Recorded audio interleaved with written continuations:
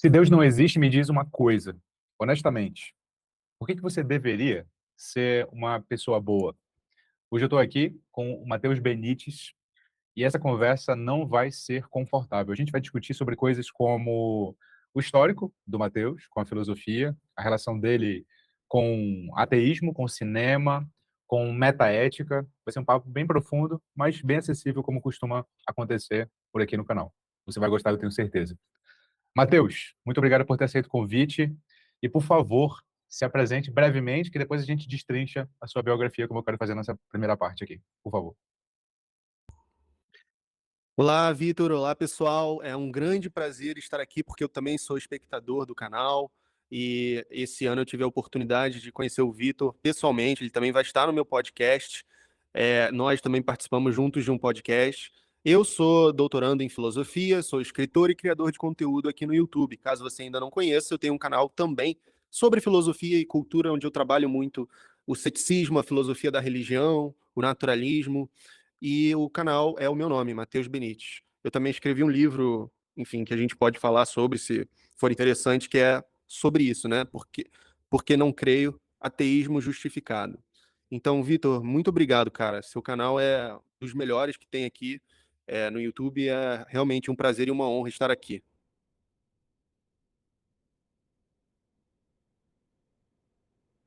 Cara, é uma honra minha você estar aqui. Obrigado por ter aceito o convite. Eu quero passar por alguns blocos aqui de conversas com você.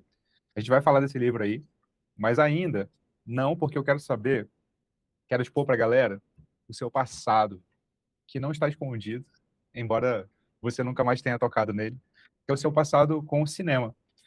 Eu quero saber como é que a filosofia nasce, tem tudo a ver com o seu livro, se ela nasce da argumentação, ou se ela nasce de um aspecto mais afetivo com a vida, ou se as duas coisas não se excluem, mas se misturam. Mas eu queria que você me dissesse um pouco como é que foi sua chegada na filosofia, e eu quero que você faça uma mini biografia sua. Como é que você chegou no cinema? E como é que você, em que momento a linguagem estética deixou de ser suficiente e você foi buscar uma filosofia mais acadêmica. Você foi para academia, né? Me conta um pouco da sua história, cara. Compartilha com a gente. Eu sempre gostei muito de cinema desde criança e eu gostava de fazer filme com os meus amigos, assim, de um jeito amador. E aí, eventualmente, eu tive a oportunidade de escolher cursar cinema como minha primeira graduação. Só que, à medida que eu entrei nesse curso, apaixonado pelo cinema, eu fui entrando em contato com outras leituras, né? Porque cursos de humanas geralmente têm sociologia, filosofia, antropologia. E, cara, a filosofia foi uma coisa que entrou e não saiu mais, assim, virou cada vez mais incontornável. Eu tive uma aula que se chamava História do Pensamento, né, na PUC-Rio, quando eu cursava cinema, e foi a aula que, assim, abriu todo um horizonte novo para mim, de modo que o ensino médio não tinha feito, quando eu tive filosofia no ensino médio. Aí, nessa aula, a gente estudou o Zaratustra do Nietzsche, que foi incrível, depois de ter visto o Banquete de Platão e os Pré-Socráticos. Então uma espécie de foi um salto assim maravilhoso de modos de pensar, de enxergar a filosofia, o conhecimento, a arte. E esse contato com Nietzsche, com Platão, ele no início ele não me fez assim ir para a filosofia direto. Eu pensei, eu posso ser um cineasta que trabalha temas filosóficos. E era a minha intenção, né? Escrever roteiros assim, fazer filmes. Eu cheguei a fazer alguns e tá no meu canal, inclusive, né? Ainda que porque o canal ele existe desde quando eu estava na graduação, mas eu passei a produzir profissionalmente desde 2019, que eu já não estava mais. É, Quer dizer, que eu já estava encaminhado para filosofia. E aí, quem tiver curiosidade, como o Vitor falou, tem vídeos de cinema, porque ele começou como hobby, né? Em que eu faço análises de filmes, teoria de cinema e também falava de filosofia. Só que cada vez mais a filosofia foi ocupando mais e mais espaço até o ponto de eu decidir que era mais importante para mim do que o cinema. Eu não tinha mais aquele tesão por cinema de quando eu entrei, quando eu estava terminando, né, a faculdade. Eu já estava totalmente pensando em ir para filosofia, fazer um mestrado em filosofia. E a porta de entrada foi justamente a estética, né? Aí eu trabalhei a estética alemã com o Kant e o Schiller, e depois eu me interessei mais por trabalhar coisas, né, que eu estou estudando agora, que tem mais a ver com ética, metafísica, mas, cara, como você, essa experiência do canal, para mim, foi uma experiência de falar sobre tudo, assim, todos os períodos, todos os grandes filósofos, não ficar preso ao nicho, né, acadêmico. E eu gosto muito dessa coisa que você traz da filosofia como modo de vida, né? Então eu vejo que o que você faz é mais ou menos o que eu é, tinha em mente de fazer, só que você já estava alguns anos à frente, assim, com a sua trajetória. É por isso que é muito legal poder ouvir os caminhos que você tomou, enfim, nessa trajetória. E é isso, é uma forma de trazer a filosofia como modo de vida para além das nossas pesquisas acadêmicas, que não é o suficiente para mim também, ficar só. E também é uma maneira de continuar o cinema, né? Porque aqui, querendo ou não, a gente é cineasta, né? Olha a iluminação do seu estúdio, olha a câmera, olha tudo que a gente produz, né? Isso também é uma forma de mini documentário, né? Enfim, aulas, videoaulas também são experiências estéticas. Total, concordo que hoje eu tava, a gente é uma empresa hoje aqui, né, cara? Então, a minha rotina aqui não é só de escrever roteiro, nem de dar aula, mas é de pensar em produto, pensar em marketing, pensar em campanha, pensar no plano da empresa e também pensar em funcionário, né? Então, a gente tem aqui hoje um que trabalha com a gente presencialmente, um editor de vídeo barra videomaker, que está em formação, ele não é sênior, que é o Gabriel, e uma designer barra social media, que é a Gabi, que também está em formação. Vocês são pau para toda a obra e tal, e a gente tem que a gente está fazendo um PDI, que é o Plano de Desenvolvimento Individual, né? Para formar mesmo o funcionário aqui dentro. E o Gabriel está aprendendo várias coisas que passa por cinema. É bem isso aí que você falou. Ele não tem só que aprender o Adobe Photoshop, né? Assim, ou sei lá, qual que é o Adobe que edita vídeo. Algum desses aí. Premiere. Esse, Premiere. Ele não tem só que pegar o Premiere. Ele tem que saber enquadramento, ele tem que saber cor, ele tem que saber uma porrada de coisa que contribui para que a gente passe a mensagem da melhor maneira possível. Hoje eu estava falando, eu não sou um especialista nisso, né? Eu sou apenas o líder dele aqui na empresa. Mas eu estava encaminhando a conversa mais ou menos assim. Eu acho que tem tudo a ver com o seu histórico de formado em cinema. Eu falei assim, cara, Gabriel, entende uma coisa, porque a dor dele foi assim, porra, Vitor, meu maior problema agora é que eu passo horas pegando uma referência para um vídeo, isso me atrapalha, porque tem vários vídeos para fazer. Eu falei, pô, cara, esse é o dilema de toda pessoa criativa. Esse é o buraco que todo mundo que tem que criar alguma coisa inevitavelmente cai se não se atentar. Mas assim, você tem que pensar em um princípio básico, cara. Você tem que ser um comunicador, do modo como eu vejo, você é meio que um comunicador, assim. Você está no mesmo grande conjunto dos artistas, dos professores, dos locutores de rádio. Você é um editor, barra videomaker, você tem que passar uma mensagem de determinado modo. Então, bom, para você passar isso, você tem que primeiro entender a mensagem. Qual que é a mensagem que está em jogo? Não existe uma maneira absoluta de editar um vídeo. Então, seu papel você vai direcionar o olhar do espectador para onde e você vai direcionar a escuta dele para onde. É basicamente isso, assim. Entende a mensagem, direcionar o olhar para onde, direcionar a escuta para onde. Tá vendo esse enquadramento aqui do podcast? Falei, porra, tu pegou, até brinquei com ele, cara, tu pegou minha barriga, bicho. Que eu tenho barriga, é óbvio. Né? É óbvio que eu tenho barriga, isso é um dado da realidade, né? Tô gordo. Mas, velho, precisa mostrar a minha barriga pro efeito pretendido do vídeo? Não, porra, não precisa mostrar minha barriga. Precisa mostrar a minha face, meu discurso e facilitar que as pessoas ouçam, né? E, cara, é muito isso. Quando as pessoas vão entrando assim nos bastidores do que a gente, que é professor aqui nas redes, faz, elas vão entendendo que isso aqui é arte, né, cara? É arte. A gente tem que lidar de modo artístico, assim, com a parada. Passar mensagem é que é arte. Muito bem Total. lembrado. Cara, inclusive eu tenho um formato de vídeo que são os mini documentários. E aí eu passo, tipo, horas selecionando imagem no Google dos filósofos, vídeos dos lugares onde eles viveram. Eu penso, caramba, a gente é um jeito, é uma espécie curiosa de professor, né? Que tem que ser meio artista, meio é, assim, você tem que ser um cineasta faz tudo. Né, que no meu caso, pelo menos no começo, né, eu ainda não tenho equipe assim para editar, eu edito tudo. Então, eu passo muito tempo selecionando passava, né? Agora eu tô inspirado até por você fazendo mais vídeos assim de videoaula. Mas eu fiquei um bom tempo fazendo vários só mini documentários assim, e eu passava muito tempo editando e escolhendo imagem. Talvez até mais do que, por exemplo, pesquisando a filosofia para os vídeos, o que é muito louco, né?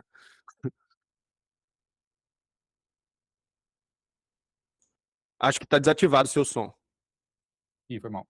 Mas antes de ir para os assuntos mais filosóficos, eu queria primeiro entender a dimensão mais pessoal do Matheus, assim. Então, me fala mais, cara.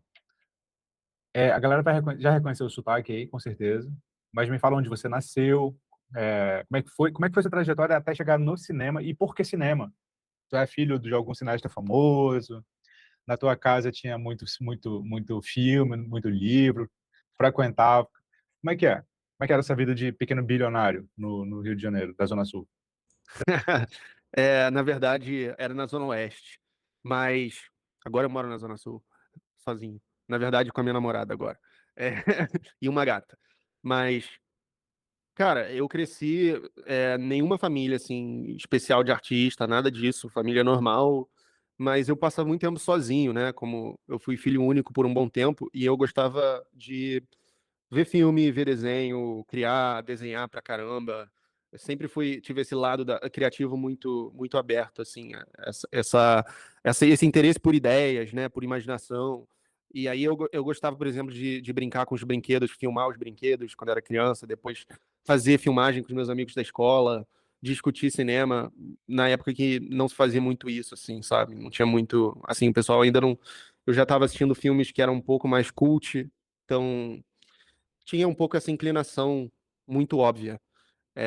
Gostava mais das matérias na escola, por exemplo, de artes, história, português, inglês, detestava matemática, então eu já tinha meio que uma certa noção de para onde eu ia trilhar.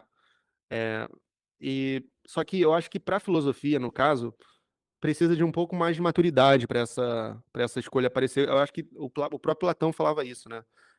Não sei se o Platão, algum deles, é uma coisa que exige um pouco de idade também para você poder compreender e se interessar verdadeiramente. Isso só foi acontecer lá com os 16 anos. Mas até lá o meu mundo era o cinema. Eu achava até que eu ia ser um diretor de Hollywood, né? Que eu ia ser tipo o próximo Tarantino. Não, eu vou botar meus filmes em festivais, vai ser tranquilo, sabe? Eles vão ver e vão reconhecer meu talento.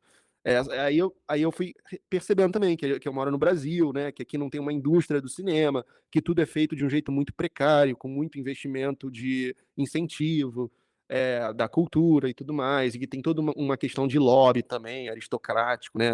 Da arte, e que eu não ia conseguir fazer o tipo de filme que eu queria, que eram filmes muito extravagantes, tipo Kubrick, Hitchcock, sabe? Eu achava que eu ia ser um Bergman, um Hitchcock, e tinha que ser tudo do meu jeito, o enquadramento, o roteiro, a mensagem. E aí não tem como, porque para trabalhar com cinema no Brasil, primeiro você vai começar sendo. Ou você vai ser um videomaker, como o seu funcionário. Tem gente que gosta, mas as pessoas que são um pouco mais ambiciosas e megalomaníacas, que era o meu caso, não se satisfazem com essa vocação, né? Então, acabou que eu percebi que ou eu ia ter que escolher fazer algo que eu não gosto, que é ficar editando, filmando comercial, ou ser assistente do assistente em uma produção de novela, sabe? Ou então eu ia ter que sair do Brasil e dar um jeito, sabe? Mas isso era muito difícil.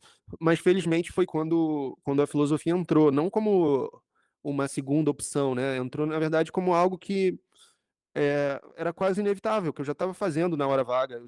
Eu percebi que eu estava gravando mais vídeos de filosofia do que de cinema no meu canal, né? Ainda enquanto estudava cinema. Então tinha alguma coisa curiosa nisso. E aí, com a filosofia, eu só pensei, eu vou seguir isso e eu vou me encontrar, sabe? Eu tive bons orientadores, assim, não de tese, mas de vida, que apontaram os caminhos. Olha, você, né, é assim que se faz um projeto de pesquisa, é assim que é, você tem que também conhecer alguém que tem a ver com o que você quer pesquisar. Enfim, eu recebi algumas dicas e fui entrando nesse mundo. E, por outro lado, eu me sinto mais à vontade até no YouTube do que na academia, assim. Eu gostei muito de começar o YouTube, cara. É uma coisa que me preencheu em todos esses âmbitos e, e que abriu ótimas oportunidades, muitas portas, trouxe pessoas incríveis para minha vida, me conectou com pessoas incríveis. Então, se tem uma escolha que eu sou muito grato de ter feito, foi essa, ter criado um canal do YouTube e ter feito com dedicação, né, e disciplina, porque é o que é preciso. E aqui eu vejo que eu vivo mais a filosofia de um jeito mais, como eu posso dizer, espontâneo, mais seguindo o meu interesse do que na pesquisa, porque a pesquisa é uma coisa muito específica que você escolhe uma vez e depois você tem que ficar estudando aquilo mesmo quando você não está afim. Às vezes você está afim de falar sobre outra coisa e no YouTube você pode fazer isso, né? Isso que é incrível. E é isso. É mais ou menos essa trajetória. A gente não, muita gente fica surpreso, né? Porque meus amigos de infância, assim, eles viam que eu era muito é, destinado ao cinema e tudo mais. E eu também me via dessa forma. Só que eu acho que a maturidade e as experiências, elas te surpreendem, né? A vida sempre dá um jeito de nos surpreender. E, e é aquilo, né? É que o próprio Nietzsche falava, né? Só há um caminho acima da ponte do rio da vida que você pode trilhar, né? Trilho. Ninguém pode trilhá-lo por você. Ele fala isso no Schopenhauer como educador. Então, acho que cada experiência é singular e que nisso os existencialistas, eu acho que eles me ajudaram bastante, de que é, é você que vai construir, né, a sua vida, assim, a sua trajetória. Não tem uma essência que você vai estar pré-definido a fazer, como, por exemplo, no mundo medieval, se você era, sei lá, filho de um artesão, era muito difícil você escapar da vida de um artesão. Então, ou se você nasceu em determinada casta, né, era muito difícil você escapar das funções daquela casta. Mas, felizmente, hoje em dia, não é assim, né? Pelo menos onde a gente vive. E, e, e a gente pode construir e construindo e descobrindo a nossa trajetória. Tem essa noção do si mesmo, né? Que o Nietzsche fala, os psicanalistas falam, o Jung, de que você caminha em direção ao seu si mesmo, o seu eu, né, mais verdadeiro, digamos assim. Ele se impõe, ele vai se impondo, você tem que ir percebendo as pistas. Mas enfim, eu já divago. Foi bom a divagação. Tava querendo isso mesmo. Eu acho que é muito interessante para quem gosta de filosofia ou é interessado pelo assunto, saber como é que a gente chegou no patamar que a gente está, né, assim, como professor e tal, porque é sempre muito místico, é sempre muito inacessível, é sempre muito motivo de fabulação mesmo. Pô, como é que esse cara se interessou por filosofia e tal? Sempre gosto de perguntar, é sempre curioso saber a trajetória de cada um. Mas falando em trajetória, você hoje está fazendo doutorado lá na PUC, PUC Rio, está fazendo em metaética. Foi uma questão mais pragmática, assim, tipo, tenho que fazer uma tese, né, apresentar uma tese, identifiquei com certos professores, certos temas que eu vou fazer, ou foi mais uma demanda existencial mesmo, assim, você se interessa pelo assunto porque isso te toca muito? Ótima pergunta. Isso que eu vou falar agora é algo que eu considero muito importante, que é buscar a verdade.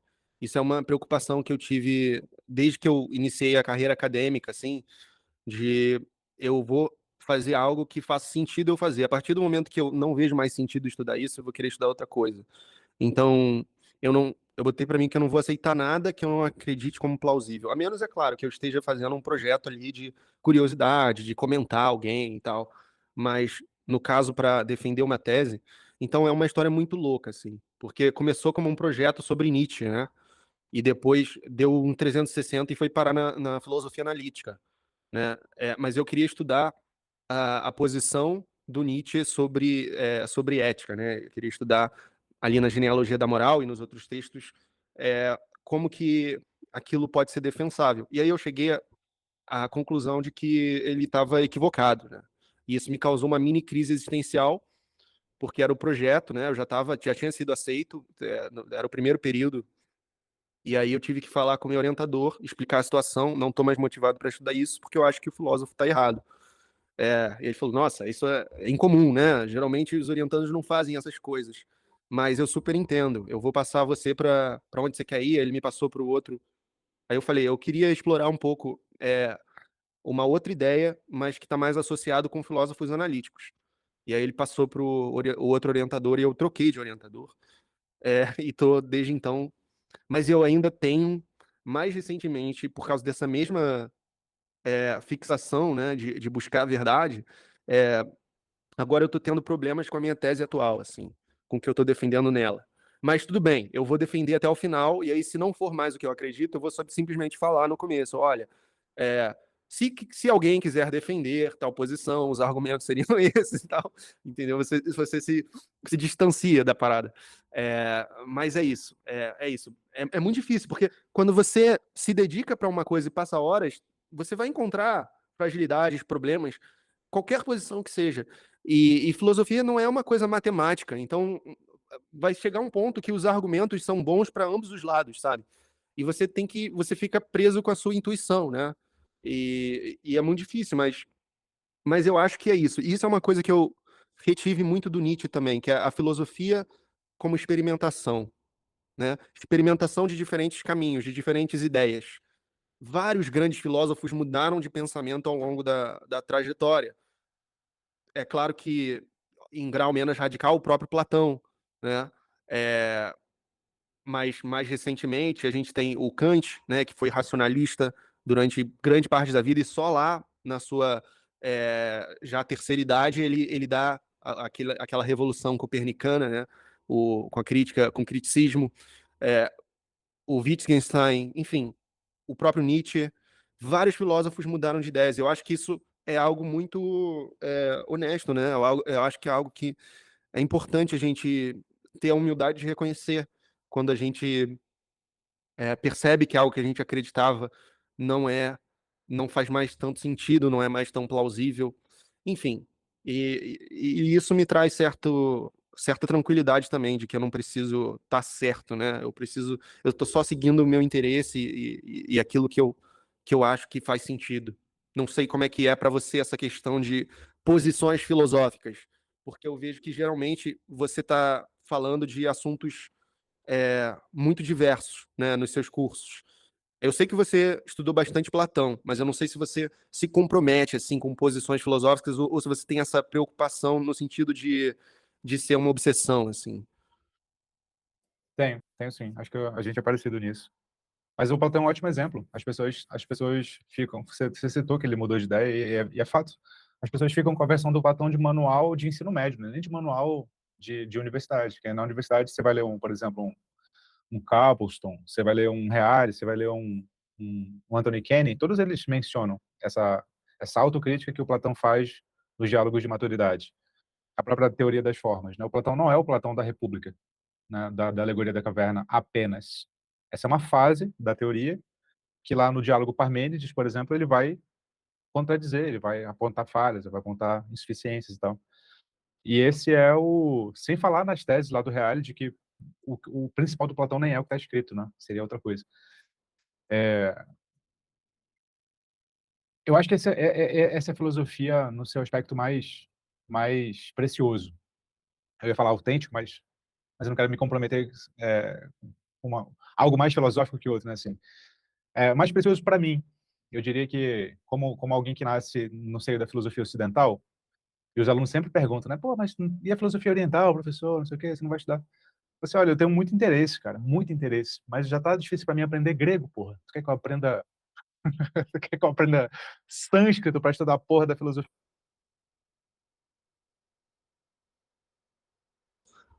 Cara, saiu de novo o áudio, pelo menos aqui. Ih, foi mal. Saiu em que parte? Depois do sânscrito. Ah, tá. Dá bem, porque eu falei palavrão. Saiu o palavrão? Ah, acho que saiu, cara. Foi o sânscrito, o palavrão e aí cortou. Só. Tá de boa, tá de boa. Não, mas é isso, assim, é porque o pessoal acha que estudar filosofia de outra tradição é fácil, né? Não é fácil porra nenhuma. Requer um puta de um esforço, inclusive de entender a língua no seu idioma original. Se não você é um especialista na língua, você tem noções, né? Pelo menos para não ser enganado por interpretações errôneas, que é aos montes. Mas eu tenho essa preocupação. Eu tenho a preocupação que você tem, porque para mim, de fato, filosofar não é dizer o que Platão achava sobre a justiça. Isso é filologia, faz parte do procedimento filosófico, ainda mais se você está estudando um filósofo que é muito distante de você no tempo, né, da sua cultura. Você precisa fazer um trabalho filológico mínimo ali para entender minimamente o que o cara está falando. Mas não é entender só, isso é parte do processo. Você precisa completar o processo se posicionando sobre o que o cara disse.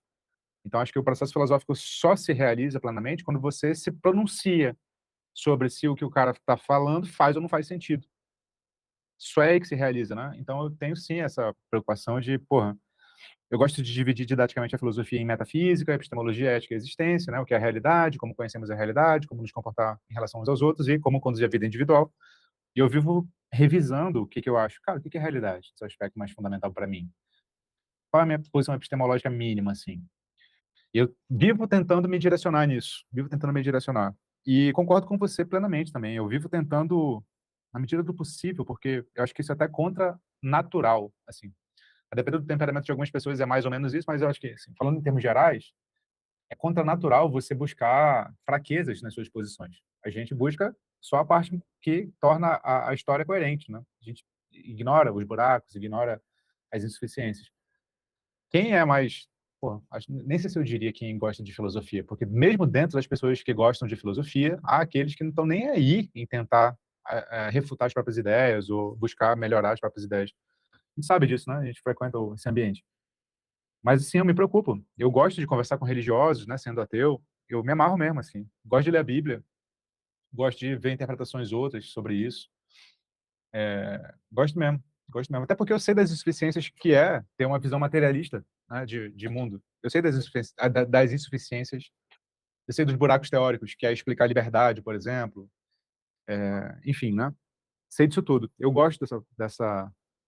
Eu acho que só vale a pena se for assim. Se for para mudar de ideia, se for para colocar sua pele em jogo, né? Eu acho mesmo. O resto é isso, é filologia, pura e simples. E que é digno, só que não é o que eu quero fazer.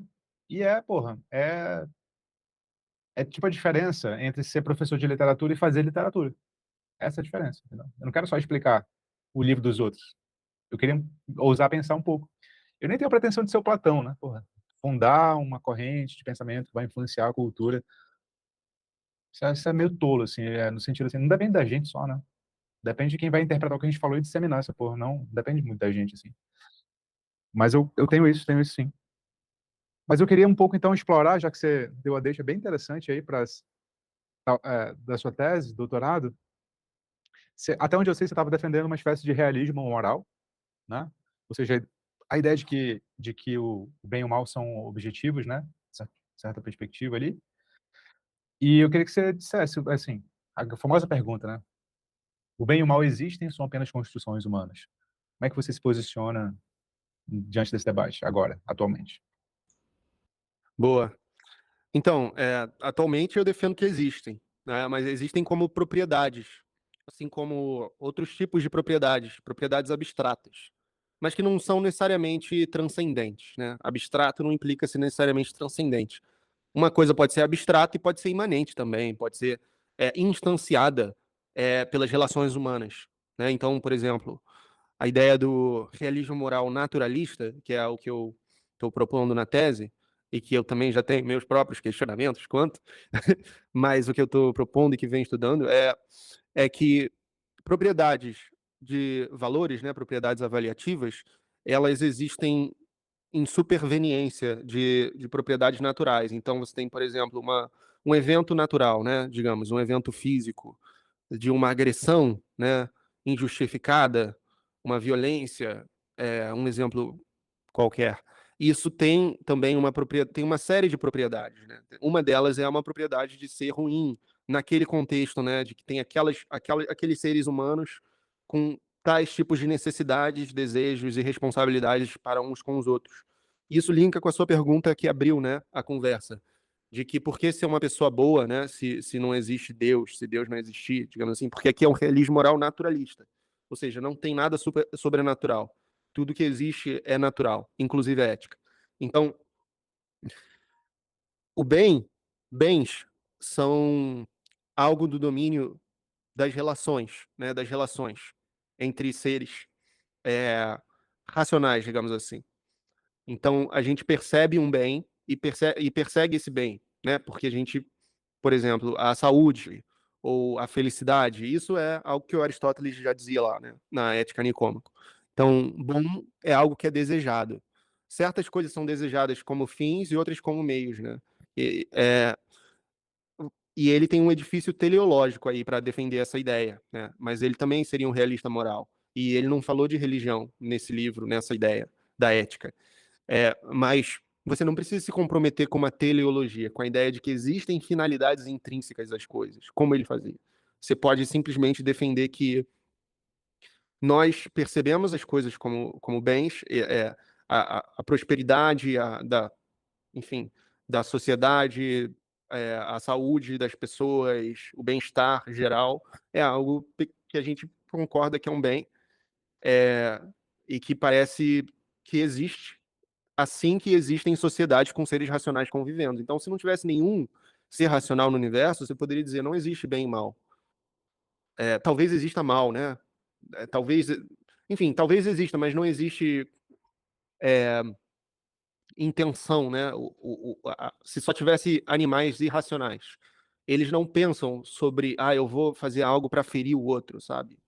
Talvez num nível muito instintivo, mas assim, não existe esse pensamento abstrato sobre valores, né? Se não existisse nenhum ser capaz de fazer esse pensamento abstrato sobre valores, você poderia dizer, não tem ética objetiva, porque a ética, como eu disse, emana de relações de seres racionais. Então, toda a ideia gira em torno disso. E aí, como que a gente aprende o certo e o errado? Não tem uma tabela de 10 mandamentos. Não tem um livro que vai dizer. Porque aqui, no naturalismo, não tem um criador do universo. É tudo natural, tudo uma série de causas eficientes, contingentes, que foram acontecendo, né? E gerando seres complexos.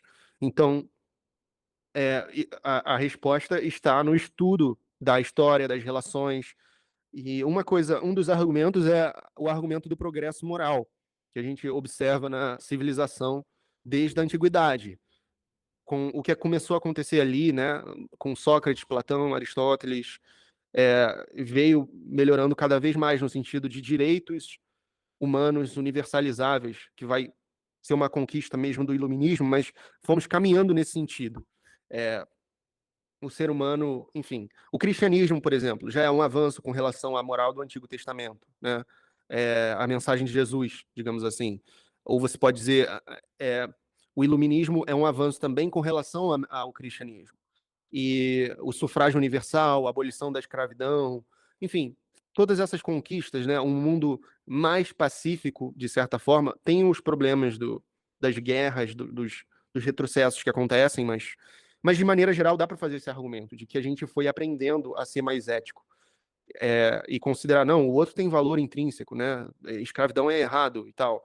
Então, essas coisas passaram a ser auto-evidentes. Então, esse é um argumento em prol do realismo moral. Um outro argumento seria que, se você não acredita que a moral é objetiva, você não tem muito a reclamar, por exemplo, do Hitler e do Terceiro Reich, porque ele está seguindo a moral dele lá. Mas a gente olha e fala, isso é abominável. Por que é abominável? Porque você não curte? Porque você desaprova subjetivamente? Não parece ser por isso. Parece ser por algo mais forte, que isso é objetivamente ruim, sabe? Então, se o relativismo fosse o caso, você não poderia reclamar de nada disso, não poderia reclamar de uma sociedade com sistema de castas, porque está todo mundo vivendo sua cultura. Enfim, mas não que o realismo moral seja a única posição metaética responsável por responder bem a essas coisas. Tem várias posições que respondem bem. Eu acho que o niilismo e o relativismo são as posições mais fracas. O niilismo vai dizer que não há nenhum valor moral. Todas as declarações morais são falsas. O relativismo já vai dizer que cada cultura tem a sua verdade, de certa forma, né? O que também é muito estranho, porque você pode perguntar, isso é verdade? E aí a pessoa vai dizer, mas de acordo com qual cultura? Com a minha. Pode ser que não seja verdade com a outra. Então o mundo fica muito caótico. Essas são algumas posições, mas tem também uma posição bem legal, que eu flerto bastante recentemente, que é o emotivismo, que é uma posição que vem lá do David Hume, de que, na verdade, declarações morais são apenas expressão de sentimentos, mas sentimentos que são, de certa forma, compartilhados, acordados. Por exemplo, quando eu digo matar errado, eu estou falando que eu tenho uma atitude negativa com relação a assassinato. Tipo, eu não gosto de assassinato. Eu não curto isso. E quando eu falo doar dinheiro para caridade é correto, é como se eu estivesse comemorando. Ei, caridade, mais caridade, uhul! Viva a caridade. Mas isso não significa que há uma propriedade ali abstrata, né, superveniente ao evento de alguém doando a caridade. talvez o emotivista seja mais parcimonioso que o realista moral. Porque, veja, como alguém que bebe muito do empirismo e da tradição moderna, da navalha de Ockham, que é um princípio que eu acho fundamental para a ciência e para a filosofia, eu tendo a considerar muita parcimônia, assim. Se uma teoria pode explicar com menos, ela não precisa do que está sobrando, né? Não multiplique entes além do necessário, diz o princípio. Então, talvez o emotivismo seja mais parcimonioso. Diga, olha, não sabemos, não temos como dizer se tem essas tais propriedades aí, bom e ruim, nas coisas. Mas a gente pode dizer que a gente tem certos sentimentos e que esses sentimentos parecem ser compartilhados e informam nossos juízos morais, né? Nossas avaliações. Enfim, tem outra posição também que é do subjetivismo construtivista, que aí já é associado ao Kant e ao John Rawls. Talvez você goste, porque você gosta dos pragmatistas, né? Eu acho que talvez tenha um pouco a ver. Que é. Não, na verdade, é a razão que determina, né? Todos nós, sujeitos transcendentais, digamos assim, temos a mesma cabeça, nós podemos chegar aos mesmos princípios norteadores, imperativos categóricos, imperativos hipotéticos, mas é tudo um acordo. Ele não chega a dizer isso existe objetivamente como uma propriedade. Ele fala, é do âmbito da razão prática, não é da razão teórica. O realista moral já vai dizer, não existe essa divisão, Kant. É da razão teórica também. A razão teórica pode provar que tem propriedades morais. E essa é a base da tese, né? E tem diferentes posições no realismo moral. Tem a intuicionista e a naturalista. Eu defendo a tese naturalista, que é uma coisa a posteriori, pelo estudo da história, dos eventos. Não é uma coisa que a gente sabe por intuição direta, a priori, matar errado, sabe? Eu tenho aqui uma faculdade especial que me revela as verdades morais. É um pouco místico, é um pouco é, é menos parcimonioso. Enfim, cara, mas eu falei demais. Isso foi mais uma introdução à metaética para o público, que é uma área pouco conhecida, mais recente também, uma área bem do século XX, né, que pensaram a fazer essa distinção entre metaética e ética normativa. A metaética é parecido com a metafísica, que o meta vai dizer que é algo que está além, né? É algo que está, o que vai dar o fundamento para a ética. Temos como conhecer propriedades morais? O que são essas propriedades? O que fundamenta nossos juízos de valor? Então, vão ser esse tipo de questões. Aí tem todas essas posições que eu delineei em debate desde o começo do século XX, com um filósofo chamado George Edward Moore, que publicou o Principia Ética, filósofo lá da escola de Cambridge, da Trinity College, amigo lá do Bertrand Russell, desse pessoal. E desde então se debate muito sobre essas posições. Mas é uma coisa que os filósofos sempre fizeram, só não chamaram disso. Né? Tipo, por exemplo, se você quiser, Platão deve ter uma metaética, Aristóteles, todos eles, dá para chegar na posição deles. Enfim, falei demais. Boa. Eu gosto de explicar metaética, porque o prefixo meta não quer dizer só além de, ele quer dizer uma volta sobre si mesmo também. Por exemplo, com metalinguagem, né? Metalinguagem não é além da linguagem, é a linguagem falando da própria linguagem. Metacinema, cinema sobre como fazer cinema e por aí vai. A metaética também tem essa acepção de são as reflexões éticas voltando-se sobre si mesmas, né? Assim, Boa, verdade, verdade. Esse é um aspecto bem interessante que eu não estava pensando a respeito. Isso é bom para mim, valeu. e é isso, né? Em vez de perguntar, professor, o que é o bem e o mal? A metaética vai perguntar, faz sentido, cara, perguntar o que é o bem e o mal? O que está no fundamento? O que precisa ter para a gente começar a investigar a resposta a essa pergunta aí, né? Por exemplo, tem que ter liberdade, tem que ter intencionalidade, a gente vai discutir, né, o que tem que ter. Tem que ter racionalidade para falar bem e mal, tudo coisa que você falou, né, na sua breve explanação introdutória sobre o assunto. Cara, agora recentemente morreu o Habermas, o Jürgen Habermas, um dos filósofos contemporâneos mais célebres de todos os ia falar de todos os tempos, mas não é exatamente isso que eu queria falar. É um dos filósofos contemporâneos mais célebres, para além das fronteiras da filosofia, inclusive, né? O cara mexia com muita coisa, ciências humanas em geral, direito, sociologia e tal. E ele que me levou, certo modo, para a filosofia, que eu já gostava de filosofia antes de conhecê-lo, mas quando eu estava fazendo direito, lá na Federal do Amazonas, eu me deparei com um livro editado pelo professor Crisóstomo de Souza, da Federal da Bahia, que confronta troca de artigos acadêmicos, o que é muito raro, infelizmente, no nosso mundo da filosofia, entre o Habermas e o Richard Rorty. Eu já gostava do Hort, comprei o livro, não entendi porra nenhuma, porque o Habermas, convenhamos, escreve mal pra cacete, faz o menor esforço para se fazer entendido, e ele e o Hort são muito eruditos. Cada parágrafo que você lê vai dos pré-socráticos até o Wilfrid Sellars. Que porra é essa? Eu nunca ouvi falar. Falei assim, não é possível, cara, eu tenho que entender esse negócio aqui. Aí foi ali que eu decidi, eu tenho que fazer filosofia, tenho que fazer filosofia. Mas o debate era um pouco esse, assim, o Habermas estava defendendo a ideia de, cara, Hort, o que você vai falar para o Hitler? Tem que falar uma coisa para ele, tem que dar uma resposta para o Hitler. Qual que é a resposta que você vai dar? Tem que dizer que o que ele está fazendo é objetivamente mal, porque senão, né, você vai se comprometer e não ter uma justificativa para dizer para o Hitler que o que ele está fazendo é objetivamente mal. Então, é essa a provocação do Habermas. E o Roth fala assim, olha, é óbvio que eu acho que o que ele faz é mal. O que eu estou querendo dizer aqui aí ele vai tentar explicar. É que, olha, eu posso fornecer a teoria filosófica que for para o Hitler. Ele vai continuar sendo Hitler, meu amigo. Assim. Ou seja, aquilo que você quer no fundo, Habermas, estou aqui meio que dramatizando, né? É que uma teoria racional resolva a questão do bem e do mal. E eu vou te falar o seguinte, meu amigo, não vai resolver.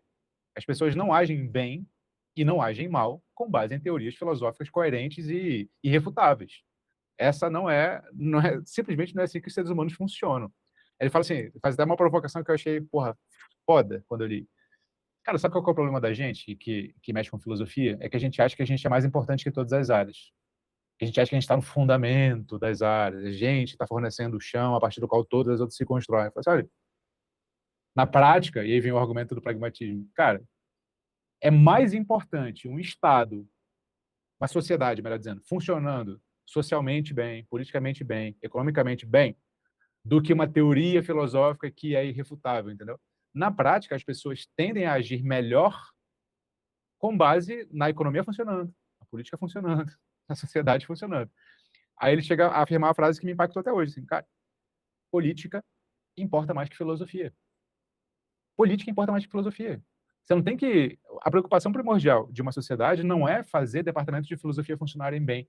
A preocupação primordial é fazer com que as pessoas tenham comida, tenham boa educação, possam prosperar economicamente, possam perseguir seus sonhos. Porque é assim que a gente garante uma sociedade melhor. E não fazendo teoria.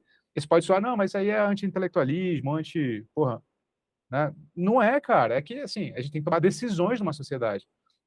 Isso é muito, parando para pensar, é muito humilde do ponto de vista intelectual, assim, cara, eu tô fazendo filosofia, mas claramente eu sei dos limites do que significa fazer filosofia, porra. Aí vem alguém e fala assim, não, mas filosofia, na verdade, influencia todas as decisões políticas. É claro que influencia, mas economia influencia, política influencia, sociologia influencia, antropologia influencia, psicologia influencia. Tá, de todas elas, qual que é a mais importante? Não é filosofia, porque teoricamente... Ah, bicho, aí você tá fazendo reserva de... Como é que é? Como é reserva de mercado, é isso. Você quer mais vaga para a sua pós-graduação, porque não tem nada que comprove que filosofia é mais importante. Assim. Tudo parece indicar teses bem diferentes dessas. Assim. Filosofia não é tão decisiva quanto nós, professores de filosofia, queremos fazer crer, porque a gente quer proteger, no final das contas, o nosso valor na sociedade. Né? No final das contas, é isso. Assim. E, cara, isso me capturou muito, muito, assim.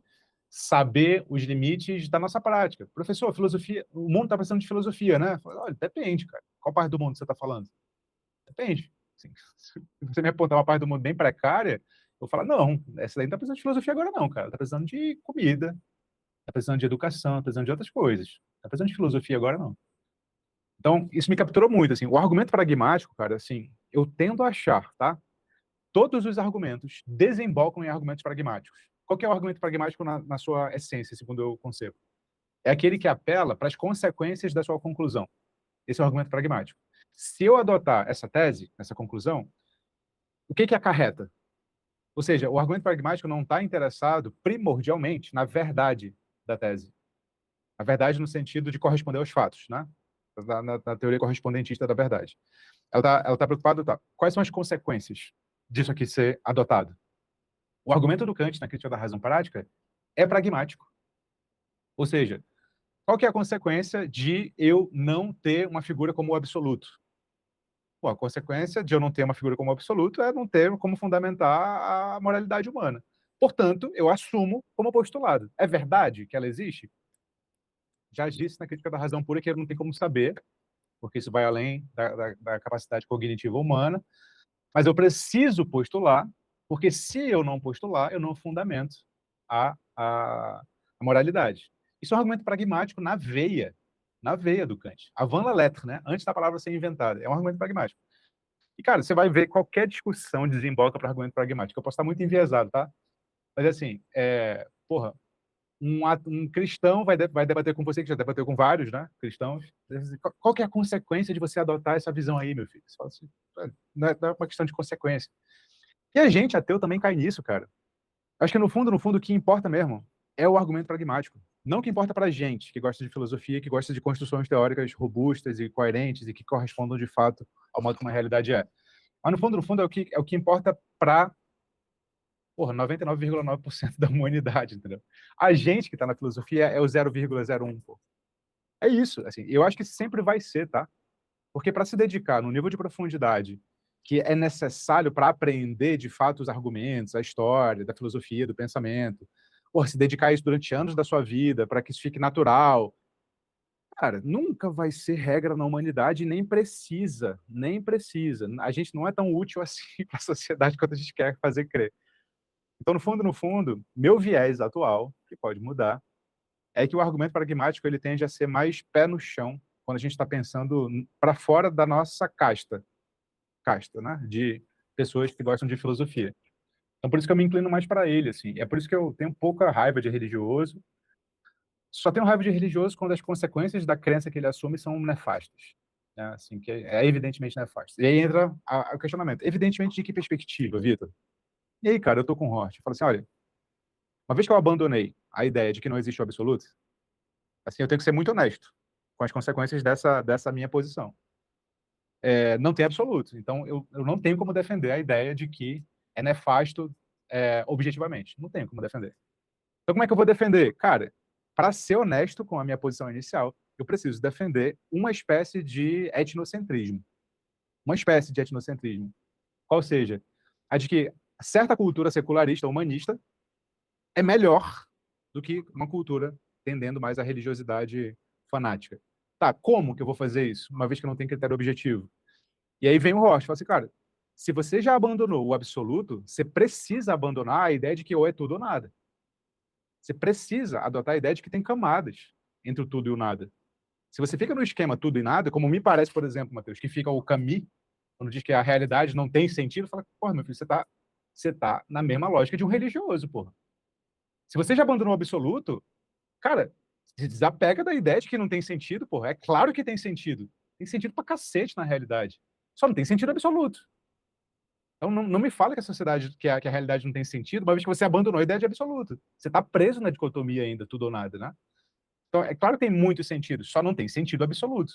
Quais sentidos? Bom, um deles é olhar para a história e ver o que aconteceu. Isso a gente pode fazer. A gente tem a experiência do que deu certo e do que não deu certo.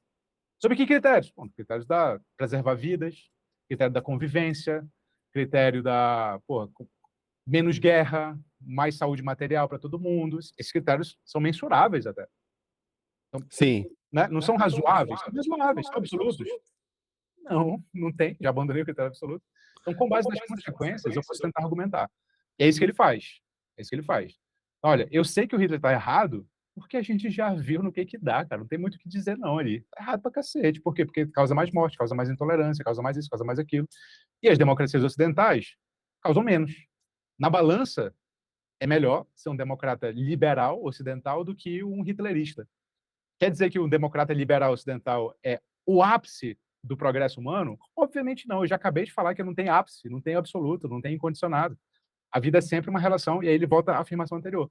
Política, no final das contas. Você sempre vai ter que fazer o balanço do que você está fazendo agora, do que foi feito antes, quais são as consequências possíveis, e tomar decisões, que sempre serão insuficientes, porque você não tem todos os critérios em jogo, você não tem todas as variáveis para colocar na equação, você não tem uma teoria bem fundamentada que recorra ao incondicionado. Tá, mas isso, porra, não dá muita consolação. Pois é, pois é. Mas é isso que a gente tem. É, um acadêmico chato poderia implicar, né? Poderia dizer, mas como é que você sabe que essa preservação de vidas, esse bem-estar é bom, né? Como é que você sabe que tudo isso é realmente bom? Como é que você sabe que o Hitler está de fato errado? Né? Ele pode. Porque esse debate pode se prolongar infinitamente. E não tem como dizer, a partir de certo ponto, você chega só em argumentos, sabe? Argumentos metaéticos. A virtude do pragmatismo é que ele põe um fim, né? Nesse debate infinito e fala: não, olha só, isso aqui. Mas por quê? Como é que você sabe? Porque sim. É, Ele põe um fim momentâneo, eu diria. é, Não um fim em absoluto, né? Assim, é. Mas é interessante isso, né? Porque na academia a gente tem certo preconceito com essa atitude, assim, de acabar as coisas sem ter 100% de certeza. E a gente nunca tem 100% de certeza. Então, por isso que a academia nunca acaba. É, mas, de fato, assim, parece que a sua posição é muito contrária do Platão, por exemplo, né? Que vai dizer que ele é bem aristocrata, nesse sentido, bem elitista. Vai dizer, não, não, a filosofia é o mais importante que tem mesmo. Não sei se ele fala isso, ou é o Aristóteles que fala isso. Mas, enfim, parece ser o tipo de atitude que eu extraio dos escritos dele, assim. De que filosofia é uma coisa de suma importância e que pouca gente é capacitado para fazer, e tudo bem, é para ser assim mesmo. Mas, de fato, quando me perguntam, por que você fez filosofia? Você acha que a filosofia é a coisa mais importante? Eu não sei se é a coisa mais importante, mas é a coisa que eu mais gosto. É o que eu acho que tem de mais legal. E se eu podia fazer alguma coisa, é isso. Tipo a resposta de quem, sei lá, decide abrir uma banda de rock, sabe? Uma coisa assim. É porque eu gosto, eu faço porque eu gosto e eu sou feliz fazendo. Eu não quero me comprometer a dizer que todo mundo tem que ser igual. boa, é isso mesmo, é isso mesmo. Tem um discurso fúnebre do Péricles, que eu acho que está na obra do Tucídides, que é o discurso fúnebre da Guerra do Peloponeso. Ele está fazendo, portanto, um elogio aos soldados que morreram em batalha, mas ele também aproveita a ocasião para fazer um elogio à cidade de Atenas e, portanto, à ideia do que significa ser ateniense, né? Porque, afinal de contas, ele é um general e político. Portanto, ele precisa incitar o povo diante de uma situação calamitosa.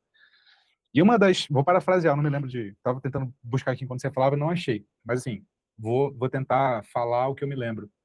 Ele fala: nós atenienses somos conhecidos pela nossa, né, pelo nosso esplendor, né, teatro, tal, blá blá blá, filosofia, história, mas sobretudo nós somos conhecidos por sermos homens de pensamento e de ação. Nós somos homens de pensamento, mas nós somos homens de ação. Nós não somos paralisados pelo nosso pensamento. Ou seja, é isso, né? Nós não somos filósofos. A filosofia faz parte da nossa cultura. Nós somos homens de ação. Cara, esse discurso, porra, ele arrepia quando você lê assim. É exatamente isso que importa. Assim, ser um homem de ação.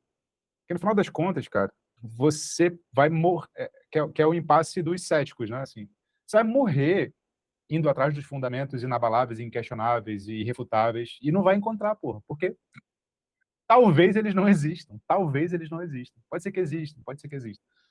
Mas você vai se encontrar num impasse que é o seguinte: você vai passar muito tempo da sua vida buscando, só que você vai ter que agir. E você vai ter que agir não tendo resolvido a questão que você está buscando.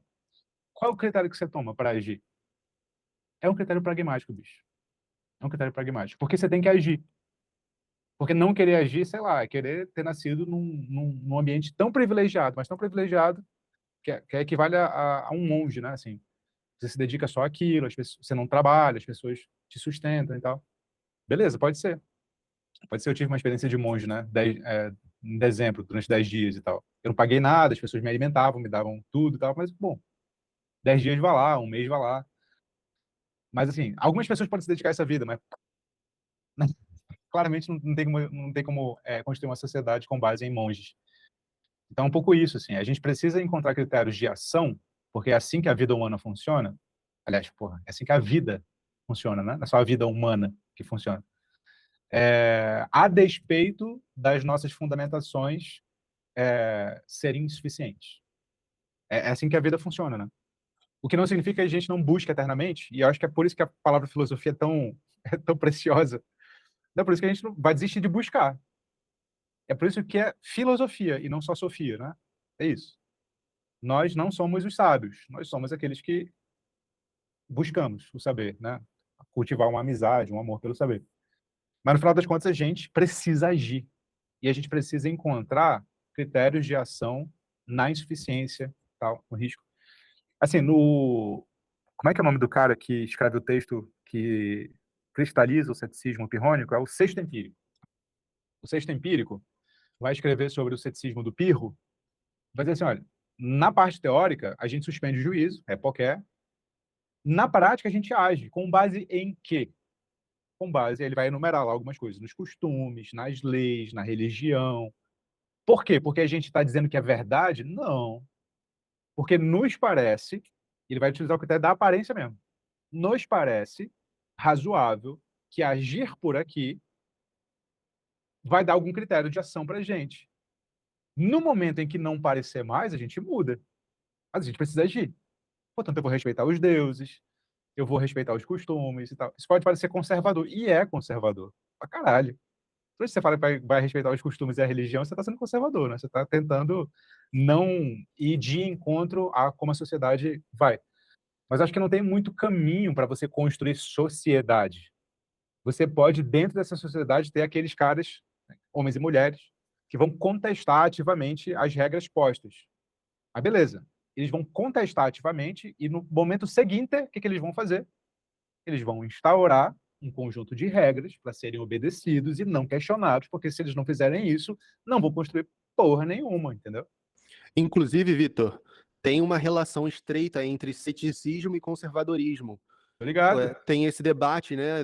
Tem um livro chamado O Grande Debate, que aborda essa questão da origem do liberalismo, que fala do debate ali da Revolução Francesa. O Burke, um conservadorzão, ele era cético com relação a todas essas mudanças radicais, né? E o Thomas Paine já era, não, vamos mudar, vamos mudar. E essa vai ser basicamente o debate que vai gerar esquerda e direita modernos, né? É, e os céticos, curiosamente, né, contraintuitivamente, eles estão na gênese mais associados aos conservadores. Né? Peraí, vamos, eu não sei, sabe? Vamos com calma. Mas isso também, isso que você falou também ecoa no ceticismo moderno, que é diferente do ceticismo antigo. Mas tem a ver também no sentido que o Hume, nessa mesma linha, ele escreveu: Ah, eu tenho todos esses questionamentos, todas essas dúvidas, mas no final do dia eu vou jogar gamão com os meus amigos. Sabe? Então ele volta para a experiência. Tem essa ideia da soberania da natureza, cara, no Hume, que é fascinante, que você é inescapável você fugir do que é natural, do que é a sua natureza, né? Do que é toda a natureza. A natureza sempre se impõe. E isso é fascinante. Então, isso também me orienta bastante. Esse tipo de ceticismo, que é um ceticismo que não é radical, que não leva para o paradoxo da análise, a questão da parcimônia, da navalha de Ockham, e ainda assim a busca pela verdade, né? Então, juntando essas três coisas, eu consigo dar um sentido assim para a maneira de conduzir minha existência. Boa.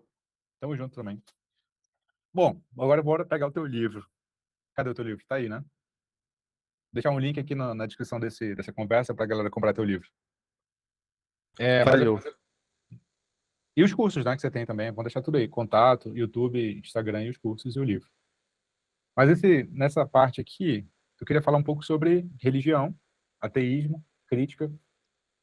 Nos últimos vídeos do canal, do seu, quer dizer, nos últimos não, nos últimos dois você meio que mudou um pouco para ir para o formato de aula, né?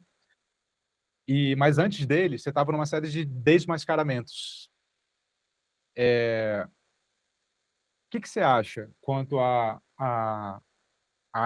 prática do desmascaramento? Isso tem me, me causado boas reflexões assim internas, desde a época dessa que eu citei do Habermas e do Hort, né? Que era assim,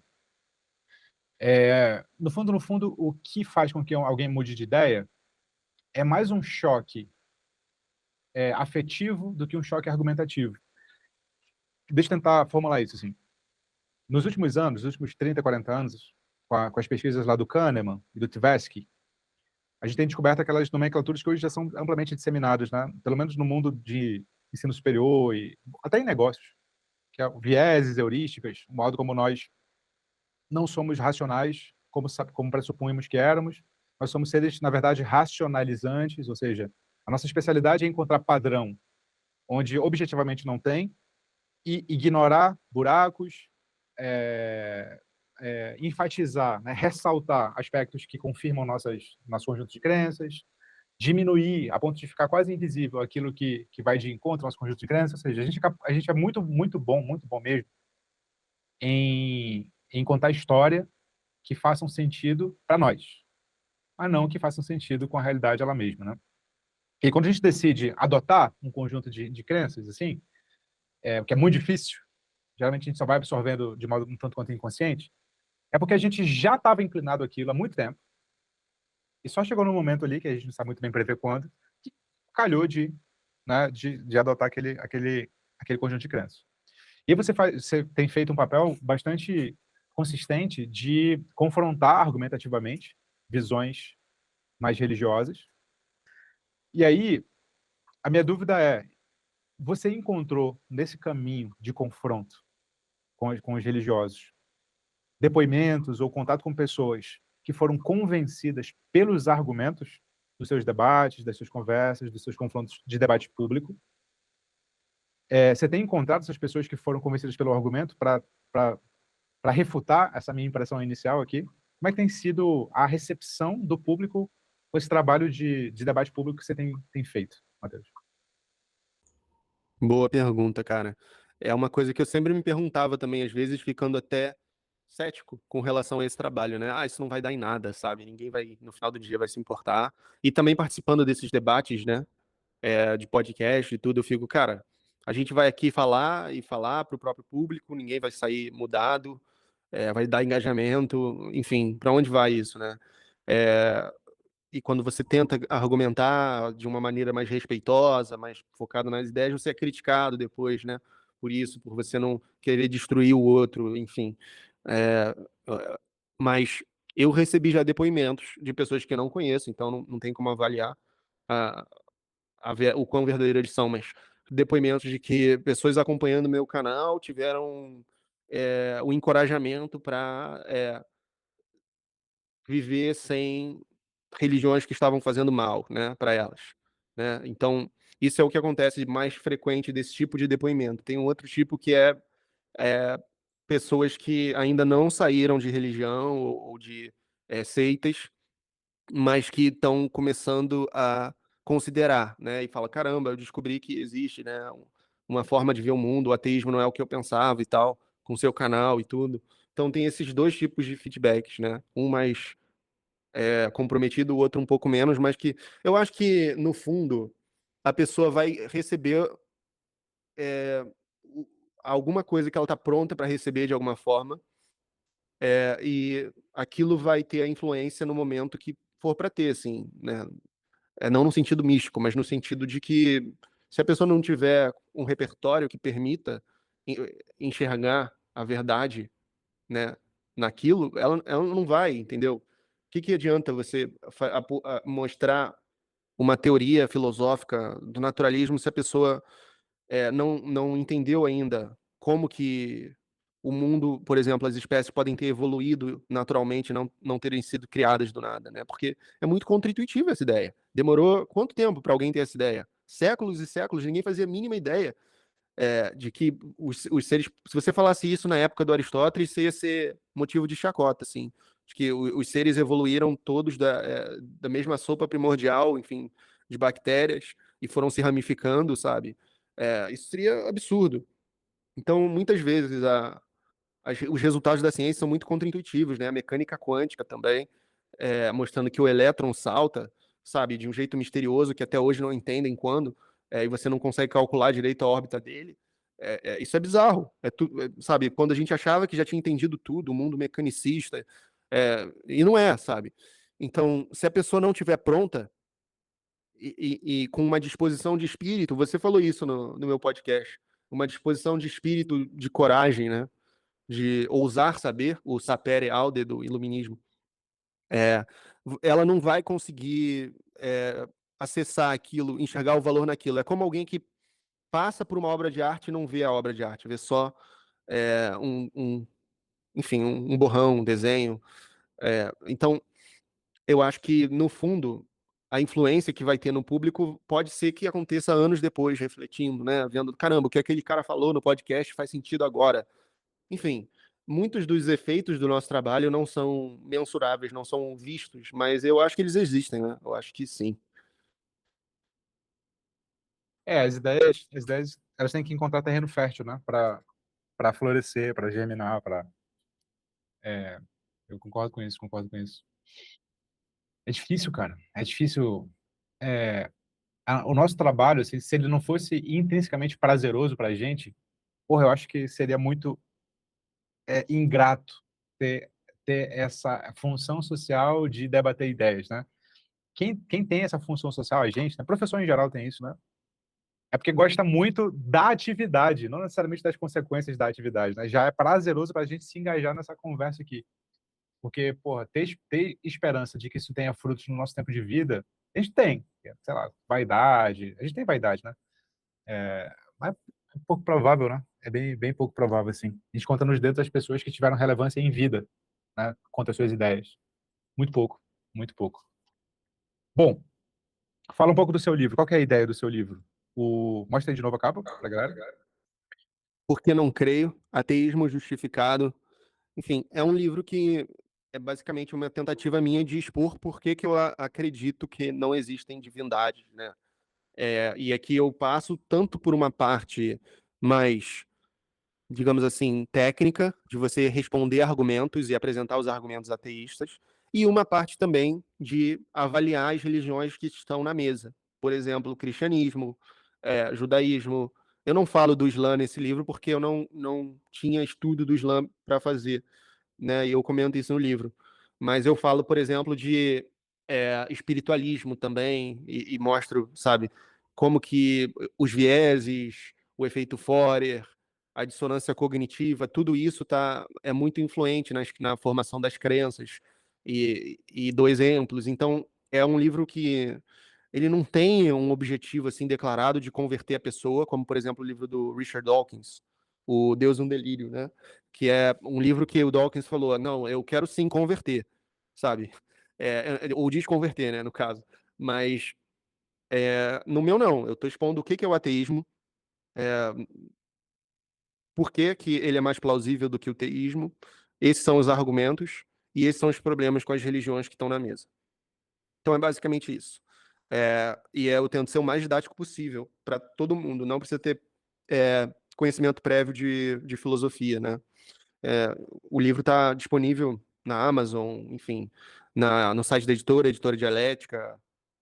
Não é um livro difícil de. Só tem na internet, mas não é um livro difícil se você tiver interesse. Eu recomendo. Boa, eu também. Eu também.